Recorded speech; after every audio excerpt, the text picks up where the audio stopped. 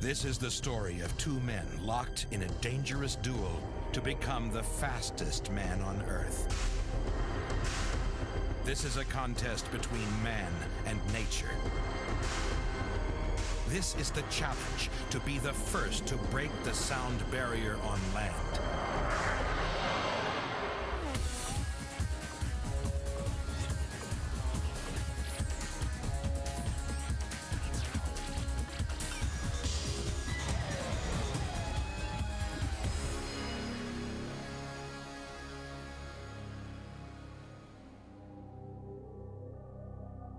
For the last 80 years, the land speed record has been a contest between America and Britain. This man has broken the record 5 times. In 1963, he was the first to break through the 400 miles per hour barrier. In 1964, he was the first through 500. And in 1965, he smashed through 600. Now, over 30 years later, Craig Breedlove is back. This time, he wants to push the limit to over 700. It's a tough job, but somebody's got to do it, so I just figured I wasn't doing too much. So in a kind of lapse of good judgment, I decided I'd build a new land speed record car, and so here I am. His target is to be the first human ever to blast through the sound barrier on land. No one knows how supersonic speed will affect a land speed car. Breedlove is building his new Spirit of America to find out. He's building it here in the sleepy California town of Rio Vista. It's an unlikely birthplace for one of the most extreme machines ever built. Behind this pink facade is Breedlove's home and workshop. The speed of sound on land is about 740 miles per hour. Spirit of America is designed to go much faster. The car is 44 feet long and weighs 4.5 tons. Its tubular steel frame is clad in polished aluminum, just wide enough to contain its single jet engine, a General Electric J79 from a Navy F-4 Phantom fighter aircraft. It's capable of producing 45,000 horsepower.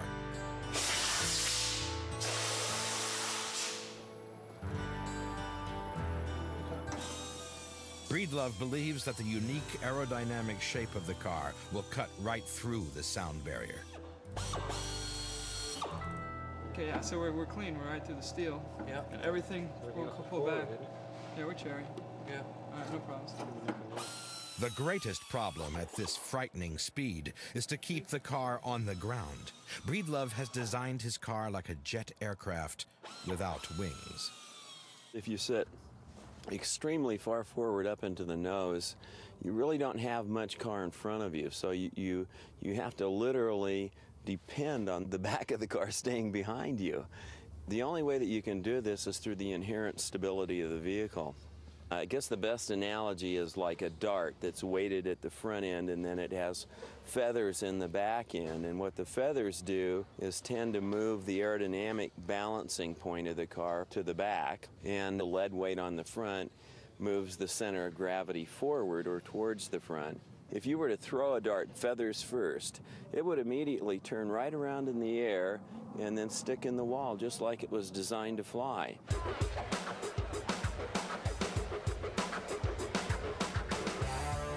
Right now, the world land speed record belongs to Britain. 633 miles per hour was achieved in the huge Thrust 2 by Englishman Richard Noble. It became a sort of childhood obsession and became a mature obsession, and then there comes a point where you can't really live with yourself unless you really have a go. In 1981, Noble took his car to Bonneville Salt Flats in Utah, home of all land speed attempts since the 1930s. To achieve his astonishing high speeds, Noble had built Thrust 2 with solid aluminum wheels. But the wheels slipped across the hard salt.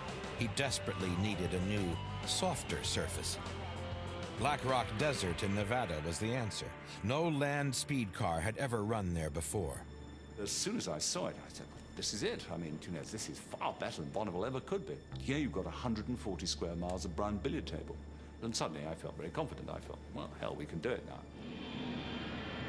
Finally, in October 1983, Thrust 2 shattered the existing record, which had stood for 13 years.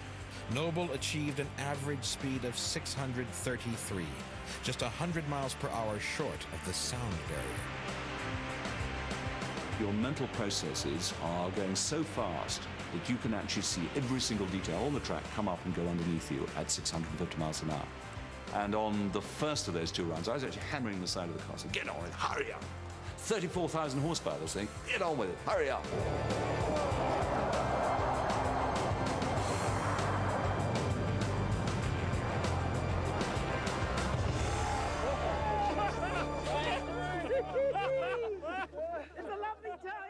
Then you have the extraordinary experience. For a few moments, you suddenly realize the team has achieved something absolutely enormous. And then you're faced with enormous sadness, because basically there's no reason for anybody to continue after that. But now, Noble is building a new car. He's determined to keep the record for Britain and to beat Breedlove through the sound barrier. When an aircraft breaks the sound barrier, the shock waves spread out harmlessly through the air. But for a car on the ground, it's a journey into the unknown. These shock waves could bounce back and smash the car. Noble hopes that sheer brute force will overcome the problem.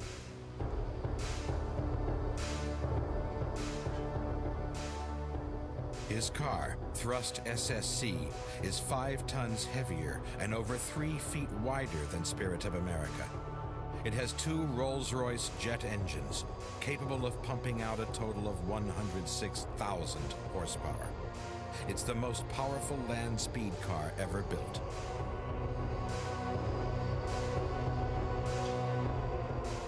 Unlike his arch-rival Breedlove, Richard Noble has decided not to take the driving seat. I really was faced with a decision either to drive the car or to run the project. So I thought, well, I've driven the car, I held the record, so perhaps we'll run the project this time.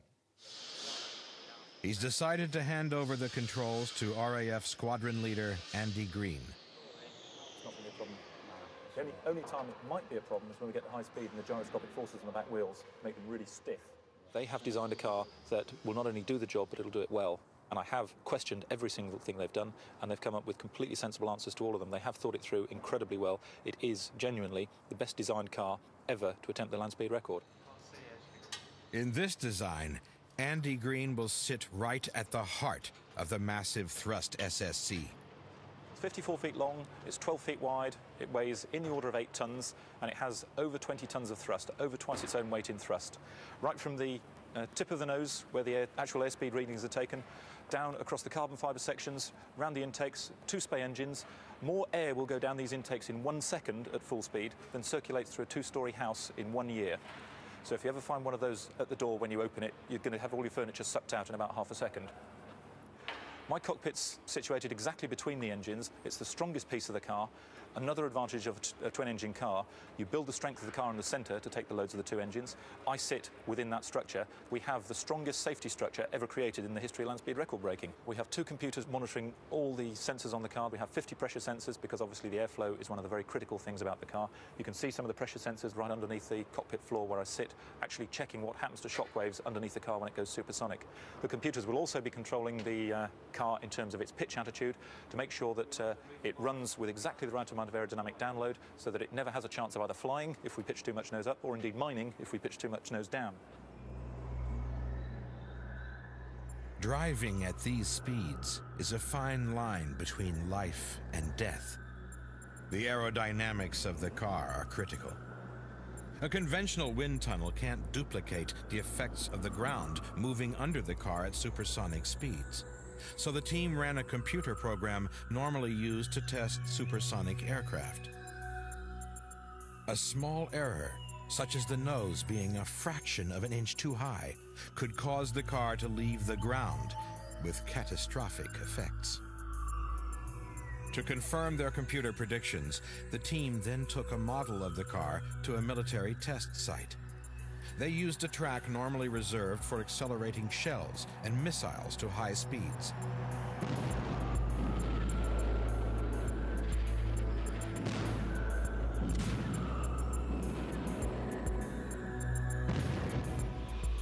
At over 800 miles per hour, they fired a rocket-powered sled to propel a 1/25th scale model of the car down the track.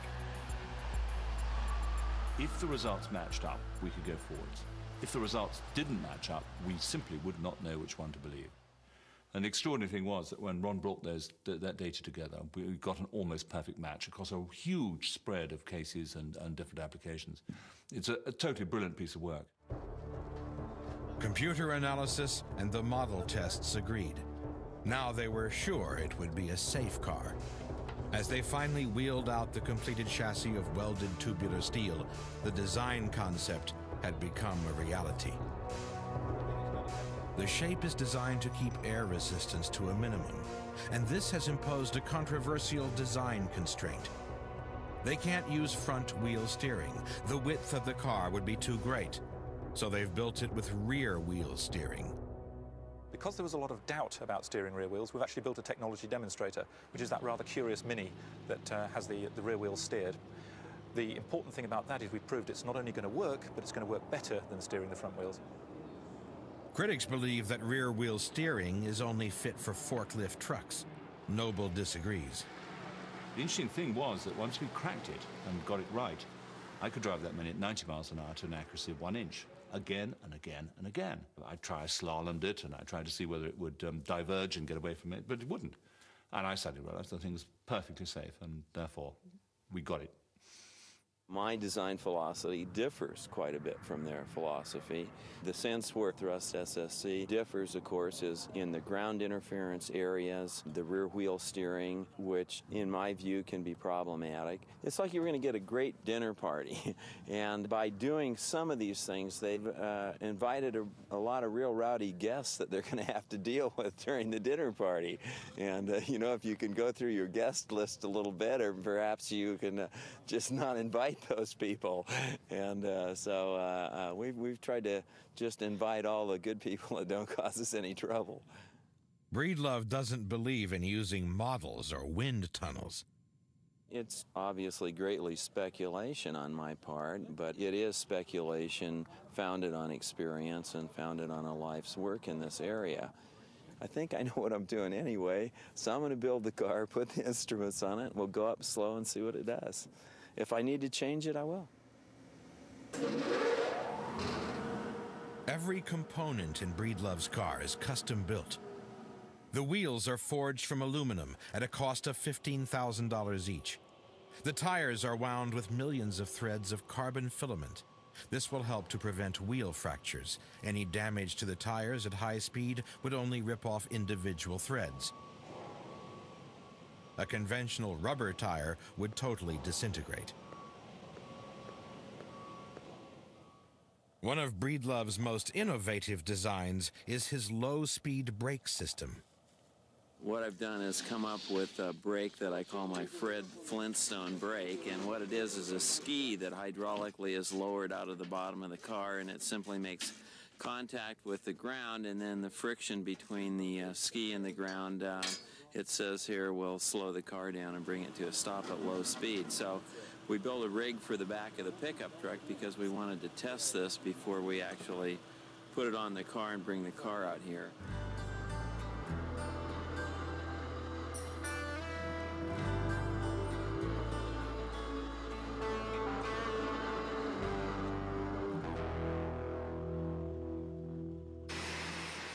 They also have to test the engine before it goes in the car. A 30-second test with full afterburner uses 60 gallons of gasoline and almost rips the engine loose from its heavy mountings. But the test is a success. The British thrust team is shaken by Breedlove's rapid progress. It's obviously a very different concept. I mean, very much quite literally a black and white approach. His is a white car, it's small, single engine, very slim. very much the minimalist approach.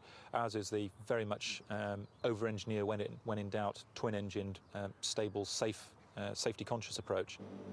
While Breedlove is an old hand at driving land speed cars, Andy Green is a complete beginner. So the team has built a simulator to let him practice for the big event. Approaching the speed of sound now, 0.98, Mach 1. We're now supersonic, 3 miles into the run. Approaching 780 miles an hour, approaching 4 miles into the run, we're doing Mach 1.05, still accelerating at approximately 15 miles an hour per second, 820 miles an hour, entering the measured mile, 830 miles an hour, 4¼ seconds later, end of the measured mile, 840 miles an hour, easing off the throttles, putting out the chute. We get a slight kick from the chute as the car starts to slow down, slowing down, losing about 50 miles an hour per second, and easing on the carbon-carbon disc brakes, rolling the car to a halt. It will have taken approximately 9 miles to complete that, almost stationary now. The car has stopped, 1 minute and 15 seconds, peak speed of 840 miles an hour, supersonic land speed record. Andy Green's day job is as a fighter pilot in the Royal Air Force. He was chosen to drive Thrust SSC from a short list of 16 men. We wanted somebody who was very, very solid. Somebody who was obviously very intelligent, because we didn't want somebody giving us sort of stupid information off the cockpit. And then what we wanted to do was to stress them up a bit. To test their powers of concentration, the candidates were kept awake for 24 hours and subjected to high temperatures. Every 2 hours, they were asked to do complex eye-hand coordination tests. The extraordinary thing was that after those people had come out of the heat chamber, after 24 hours, very few of them had degraded at all. Mere mortals would have, so like me, would have failed dismally, you know. The best 5 were then asked to drive high-performance cars. And the final test was to meet the Thrust design team. And I think probably that any one of them could have made a very, very good job of it. But there is one selected driver, and the selected driver is Andrew Green. Congratulations, Andrew. It's something that's never been done before. It's a world first. It's a real challenge. It's pushing back the boundaries of human endeavour to actually become involved with part of the team that's going to build the world's first supersonic car. It was a chance I just couldn't turn down. On the other side of the Atlantic, Spirit of America is on the move. Bonneville Salt Flats is a huge dried-up salt lake with a hard, flat surface. It's a very majestic spot. It's, you know, unique in all the planet, probably. It's very beautiful out here. It's white, clean. When the wind comes up, there's not a big dust storm. I set all my previous records here, so it's nice to come back.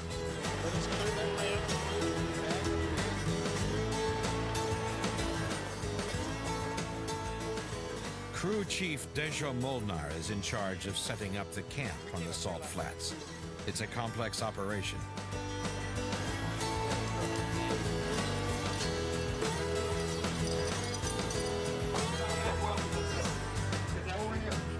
I just feel so blessed to have these guys around me that are my team, that are so supportive.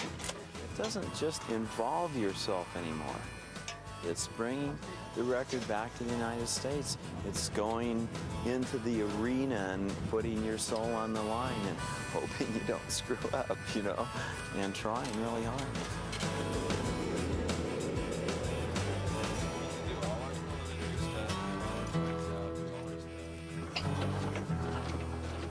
This course is 100 feet wide, so I can put it 100 feet. Anyone making an attempt on the land speed record has to work to strict rules laid down by the International Ruling Association. Before any car runs here at Bonneville, the ridges in the salt have to be scraped smooth. The track is then marked out with thick black lines. The all-important driver's guideline is laid right down the middle. Volunteers from the Utah Hot Rod Association help to clear the course and pick up debris that could be sucked into the engine or damage the wheels. Most of what we're looking for is sharp objects. Some are so small that it could just rip a tire like that, and that's what we want to try to prevent. So we'll be walking about 7 miles today, and we will turn around at the far end, and we will walk back the same course, only we will be concentrating on the other side of the course. We don't expect any pay. We just love the sport of racing.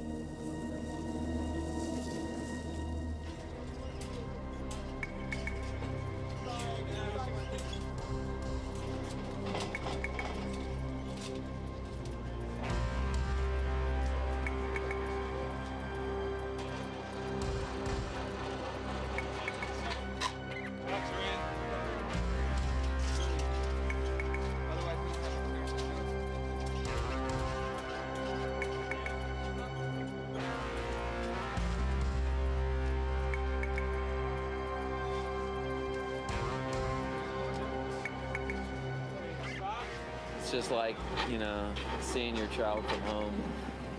It's really nice, yeah. It brings a tear to your eye. It's been a long, long struggle to get it here. So it's a happy moment.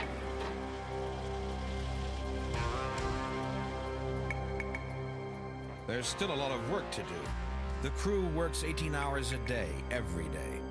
Unforeseen problems hold up their first run, and it takes 2 weeks before the car is finally ready.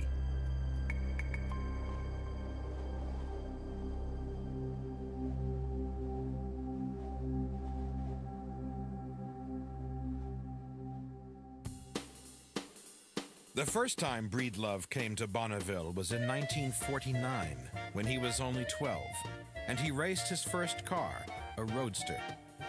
But his first taste of real speed was as a teenager, in a converted aircraft fuel tank fitted with wheels.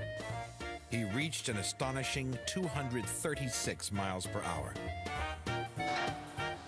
At the age of 22, Breedlove raised enough cash to build his first Spirit of America, to break the world land speed record. It was powered by a jet engine, so he had to persuade the official Timing Association to establish a new category for jet-propelled vehicles.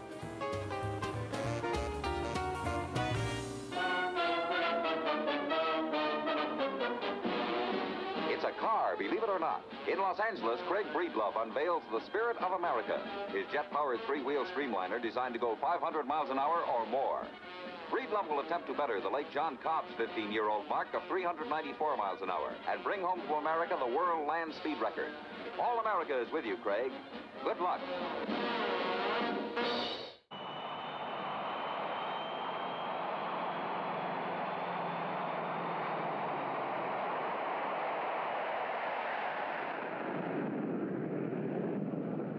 To break the world land speed record, a car has to run twice in opposite directions along a measured mile. The turnaround has to be completed within 1 hour, and the official speed is the average of the 2 runs. Breaking records is never easy. It took Breedlove 2 years before he finally clocked up his first record of 407 miles per hour in 1963. Breedlove's was the first jet-powered car to break the record.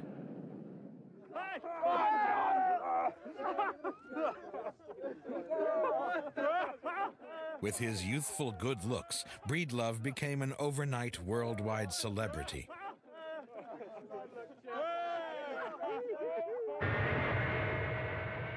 In 1963, a new generation of jets arrived on the Salt. Over the next 2 years, Breedlove lost and regained his record 7 times. But breaking through the 500-mile-per-hour barrier came at a high price. He's roaring. He's coming into the mile. He's really moving. He's out of the mile. I see his smoke trail. Something came off of the car. He lost his chute. He lost his chute. He's out of control. I smell him coming. He's coming. He's moving right along. He's really pouring it on. Here he comes. Spirit of America had sliced through a telephone pole at 400 miles per hour and plummeted into a deep salt pool. Miraculously, Breedlove was unscathed. wouldn't go. I pumping the brakes all the way down. No brakes at all? Nothing, no brakes at all. And then I hit my other chute, and nothing happened. I thought I had it when I hit the floor. I saw that telephone pole coming, and I said, oh. And I went like that, and gritted my teeth. gritted my teeth, and that pole just sheared off like nothing, you know, boom, and no pole. And I thought, oh boy, another chance. I looked up. I hit the water. That water started slowing me down. I seen this big old bag coming. I thought, oh no. And the water was filling up like that. I thought, what a way to go. All this and I'm going to drown. Next run, scuba gear, baby. Hey, buddy, how you doing? I broke my racer. Only 1 year later, Breedlove was back with a new car and a bigger engine.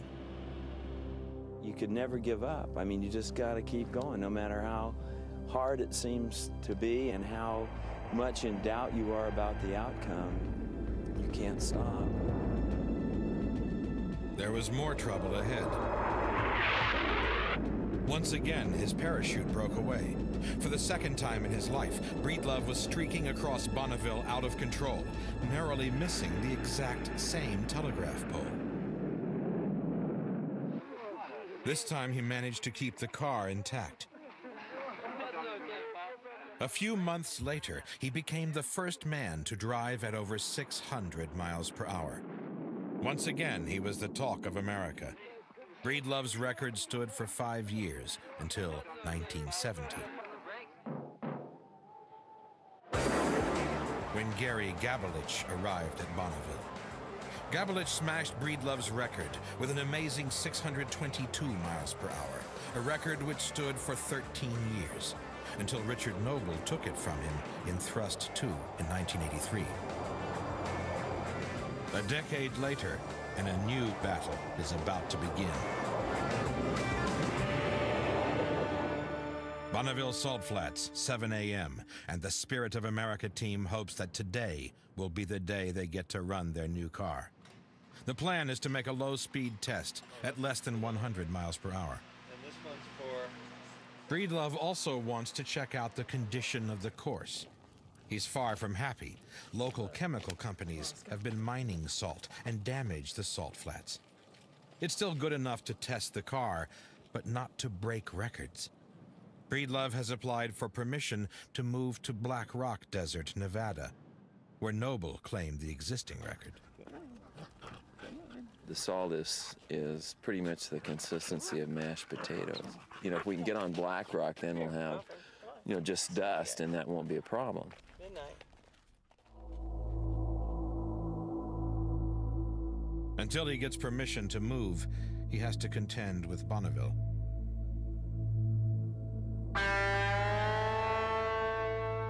It's late afternoon before the car is ready.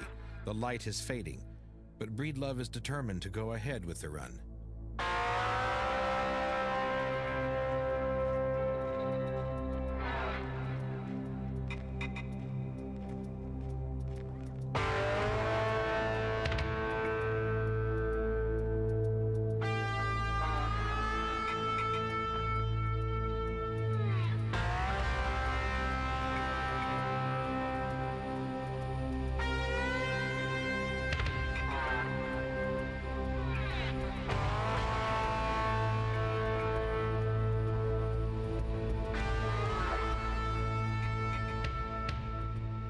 Breedlove creeps carefully along the course to get a feel for how the new car handles.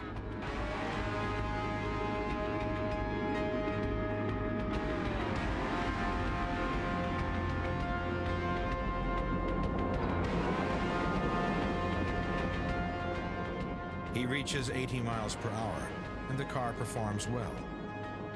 But in the failing light at the end of the run, he drives onto rough salt. The team spends the next 5 days cleaning salt off the wheel bearings to prevent them from seizing up. They also have to replace delicate electronic sensors. I gotta get something done here. Meanwhile, in England, just 10 hours later, the Thrust team wheels out their new car onto an airstrip for its first run. This is the culmination of more than 2 years of research and 75,000 man-hours. The project is sponsored by over 200 different companies. Andy Green is full of confidence. The actual concept of getting into an incredibly powerful vehicle is an ordinary daily occurrence for me. So the fact it's the world's most powerful car, I can turn it around and say, it's as powerful as an aeroplane I've been flying for the last 10 years. It's not actually a big deal. In a way, the fact it's half as heavy and therefore will be twice as fast, half as heavy is a good thing. That means it's twice as easy to control.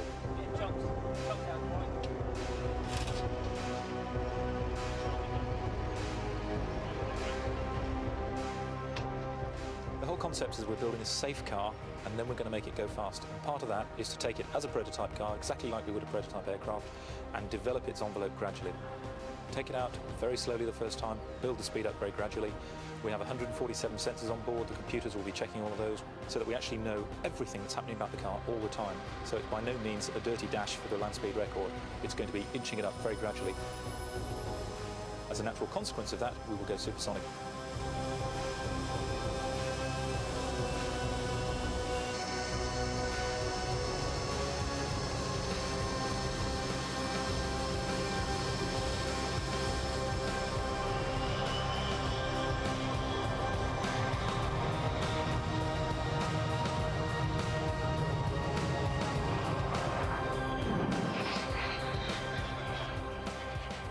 Because of the short runway, Green is limited to only 200 miles per hour, but the car has performed well.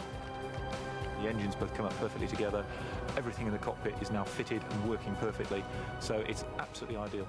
The rear wheel steering, which was a huge question about, well, what's it going to be like steering from the rear? No problem at all. It's been really, really good, so it's been great. Exactly as we wanted, exactly as we expected. The car's been very well behaved.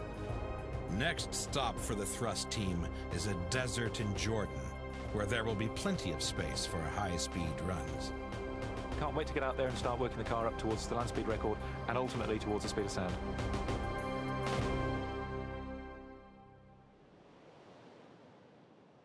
Breedlove and his crew have now been camped out on the salt flats for over 3 weeks. Record-breaking is a long, arduous process. Breedlove is recovering from a second run at 200 miles per hour. These low-speed runs are particularly uncomfortable.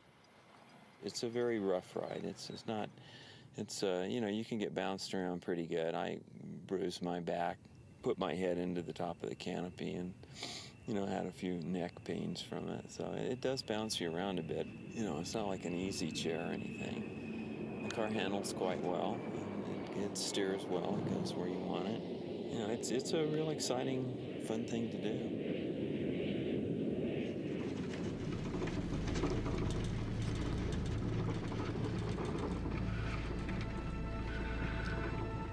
Next day, Breedlove is ready for his third run, which is planned to be a lot faster. This will be the big test for both him and the car.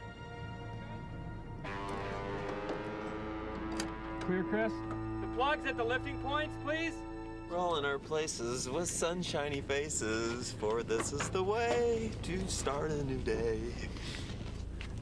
There's a part of me that's frightened because I haven't done it for a long time. Sort of apprehensive. I'm wondering if I still have it, if I've, you know, grown too old to do this kind of a crazy thing.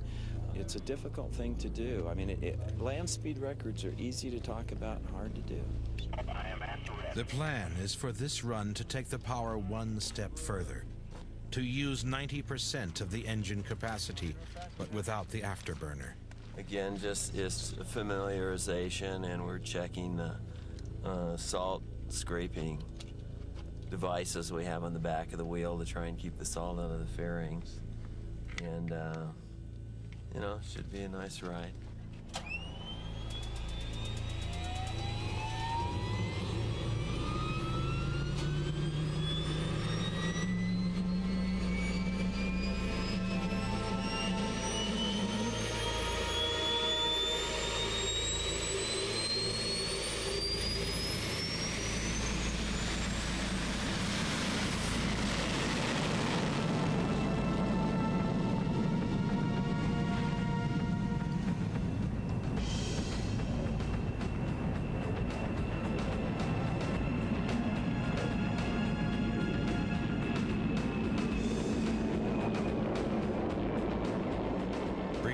reaches a peak of 360 miles per hour. But as he releases the parachute, the car skids violently.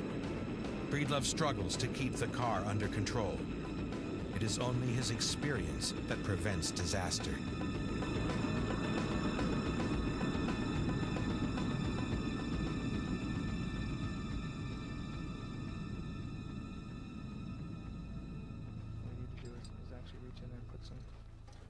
Put some nuts on the inside. A badly shaken Breedlove takes off to check the course, leaving the crew to figure out what went wrong. Did you see the chute come up? Yeah. How was it? The chute? Yeah. You know, I was concentrating on the chute. The chute looked stable to me. It was high. It was running high. Okay. And then I saw the car start to move to the side. He said one wheel locked up. I asked Craig what he felt, and he felt that the chute was towing him to the side. It looked like it didn't deploy and stay inflated. We'll have to discuss that further. Okay, right here, the rear wheel's starting to track back over the center. Your right wheel, your right front's starting to track in hard here. This is where the chute opened, right here. It just pulled the back end of the car out from under it, so. I was full lock right where you're standing, and I was just leaving. Couldn't do anything about it. I just turned hard lock right there.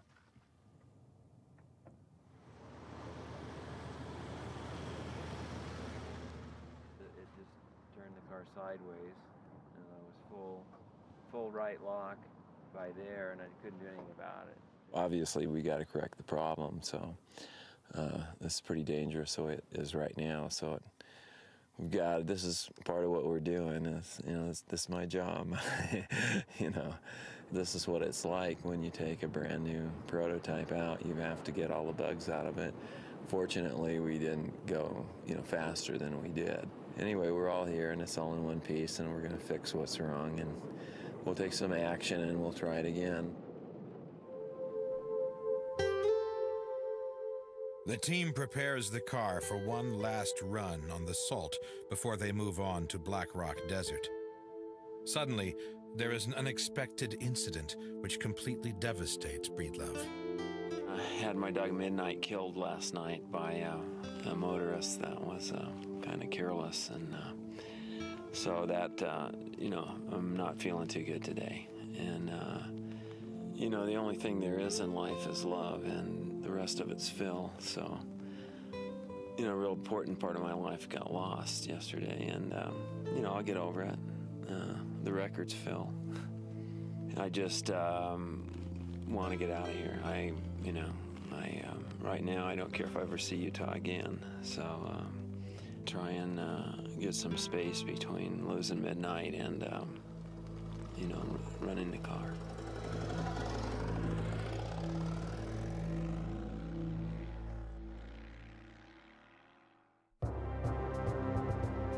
The thrust team are on their way to Jordan. Even to get there is a challenge. To relocate the 75 tons of equipment and 25 people, they borrowed the Antonov 124, the world's largest commercial airplane. The flight to Jordan will consume over 34,000 gallons of fuel, donated by sponsors. For the British, the land speed challenge is now a reality. At last, Breedlove has a competitor, even though they will race on opposite sides of the world.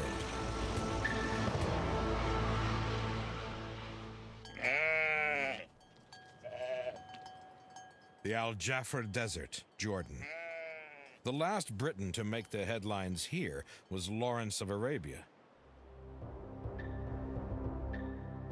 The thrust team has chosen this new location for its size and supposedly perfect climate. The team has now been camped out here for 3 weeks and has so far only run the car once. They've had unexpected technical problems, which involved flying in replacement parts from England. They've also had to clear the track of stones and debris, They've cleared 17 separate courses, each 10 miles long. But even with all this careful preparation, the courses were far from perfect. On the first trial run, Thrust hit a Bedouin track which runs across the desert. The rear steering wheels lost contact with the ground for over 75 feet. Today, they plan to run the car again.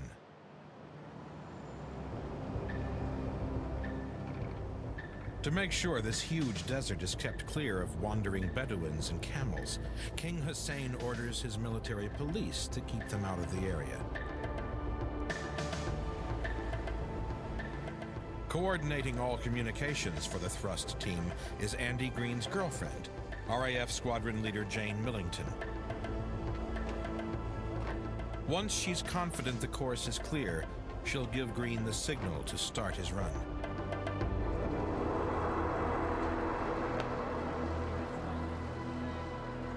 After final mechanical improvements, the car is ready for its second run.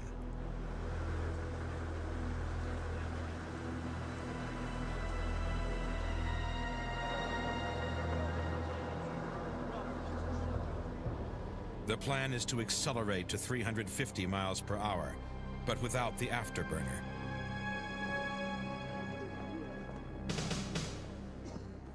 If the car runs well and Green is happy, they will slowly build up the speed over the next few runs. A crucial thing about this is that people tend to think, you know, that this is a kind of one-day wonder and what you're going to do is go out and sort of blitz down the runway.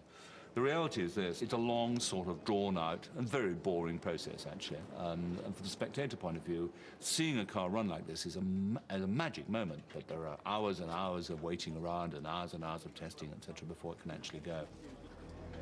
1 0 minutes to run. North team acknowledge. 2 hours later, and Andy Green gets the clearance to climb into the cockpit. Thrust is finally ready to blast down the course.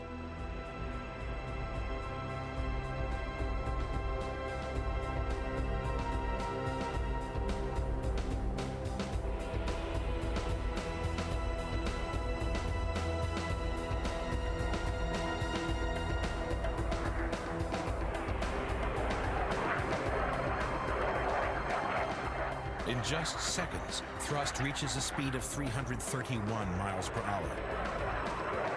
There's a problem with the rear wheel steering. The wheels are vibrating badly, causing Green serious problems. Back at base camp, the engineers rebuild the steering mechanism. But the unexpected happens. The weather changes. High winds whip across the desert, and 5 days pass before conditions are calm enough to run the car again.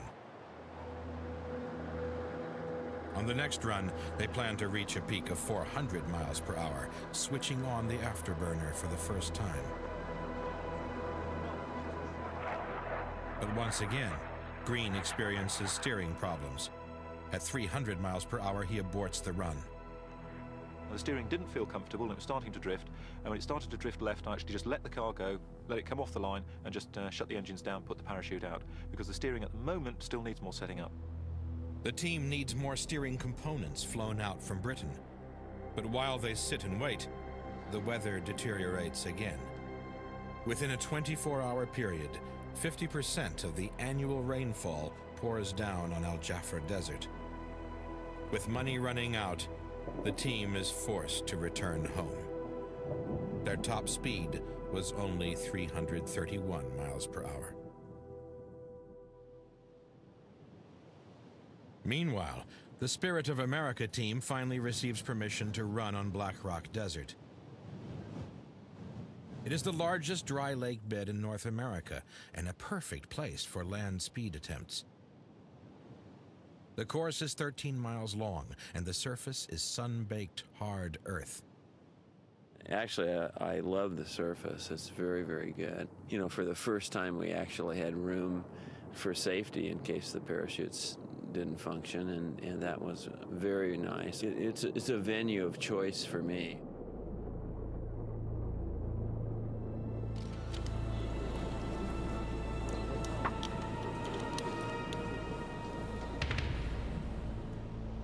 This circumstance, which is very unique, gives you probably the ultimate sensation of speed that you'll ever have.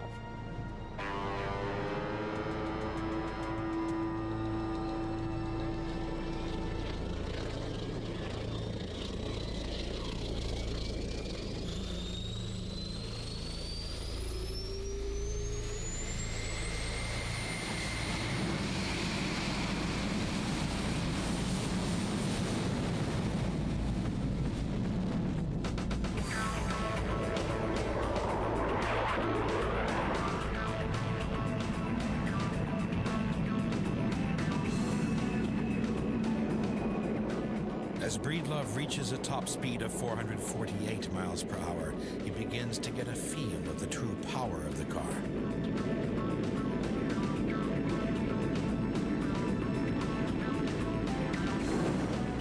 It takes him less than 90 seconds to cover 10 miles.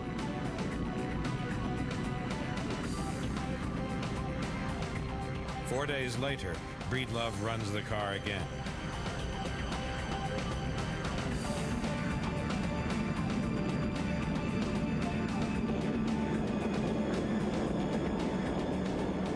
To break the land speed record, he must achieve an official two-way average of 639 miles per hour.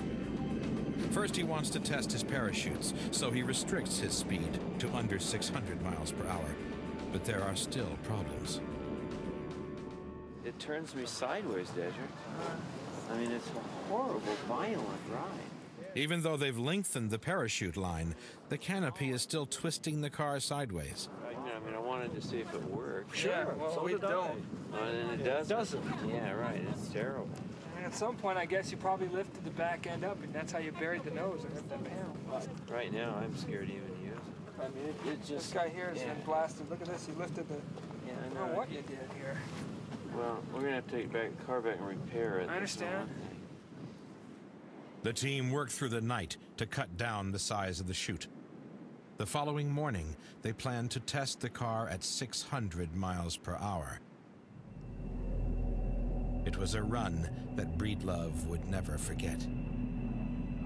Just a mile down the course, the car exceeds 500 miles per hour and is out of control.